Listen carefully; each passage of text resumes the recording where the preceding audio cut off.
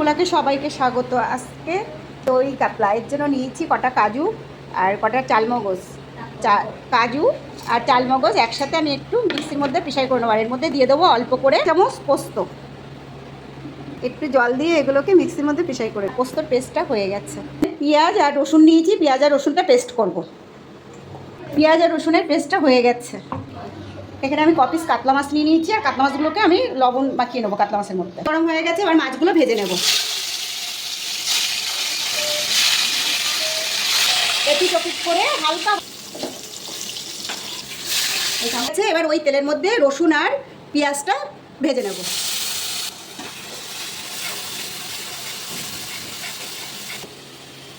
এখানে আমি দই কাতলার জন্য কিছুটা দই নেব।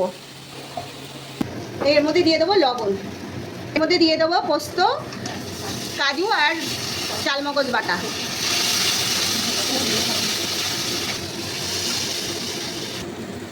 এর মধ্যে দিয়ে দেবো 1 চামচ জিরে গুঁড়ো, দিয়ে দেবো 1 চামচ ধনে গুঁড়ো। এগুলো ভালো করে মিশিয়ে নাড়াচাড়া করে নেবো।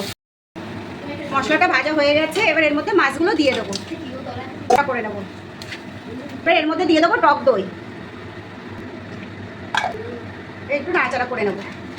অল্প একটু দিয়ে দেবো জল, দিয়ে একটু মধ্যে অল্প একটু গরম মশলা, আর দিয়ে দেবো কটা গোটা কাঁচা লঙ্কা। কাতলা মাছের দই কাতলাটা কমপ্লিট হয়ে গেছে। এবার এটাকে আমি নামিয়ে নেব। অনুষ্ঠান বাড়ির মতো দই কাতলাটা করে ফেললাম, আর এটা খেতে একদম অনুষ্ঠান বাড়ির মতোই লাগবে।